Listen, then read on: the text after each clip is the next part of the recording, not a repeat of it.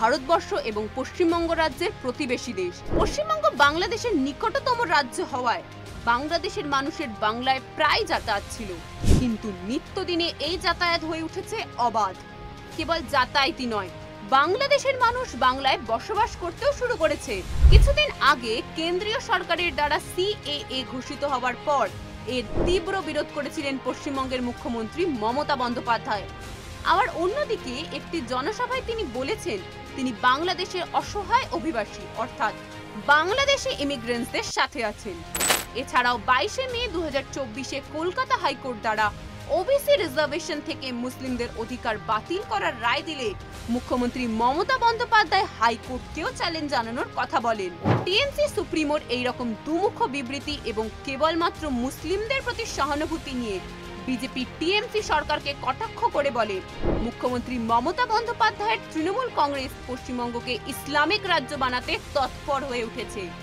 এমনকি রামনবমীর দিন পশ্চিমবঙ্গের শিবপুর এলাকায় ভগবান শ্রী রামচন্দ্রের শোভাযাত্রা নিয়ে হিন্দু মুসলমানে বচসা বেঁধে যায়, কিন্তু তবুও নীরব থাকেন মুখ্যমন্ত্রী।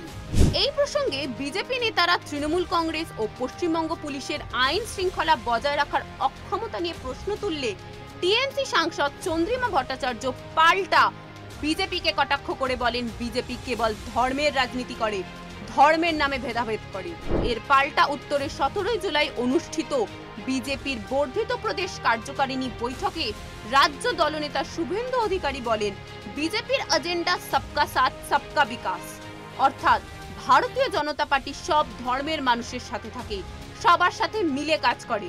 কেন্দ্রীয় মন্ত্রী সুকান্ত মজুমদারও বলেন রাষ্ট্রবাদী মুসলিমদের বিজেপি দেশের অ্যাসেটস বলে মনে করে, তাই বিজেপি কখনোই ধর্ম নিয়ে রাজনীতি করে না। এরই মধ্যে ঝাড়খণ্ডের গোড্ডা থেকে বিজেপির সাংসদ নিশিকান্ত দুবে সংসদে হিন্দুদের ক্রমহ্রাসমান জনসংখ্যার বিষয়টি তুলে ধরেন।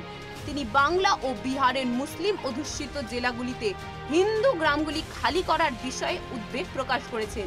নিশিকান্ত দুবে বলেছেন যে বিহারের কিষানগঞ্জ, কাটিহার, আরারিয়া এবং বাংলার মালদা ও মুর্শিদাবাদ আসনগুলিকে একীভূত করে একটি কেন্দ্র শাসিত অঞ্চল করা উচিত, অন্যথায় হিন্দুরা বিলুপ্ত হয়ে যাবে।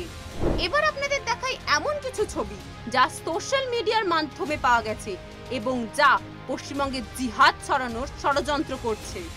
তবে এই ছবিগুলির সত্যতা তো যাচাইয়ের বিষয়।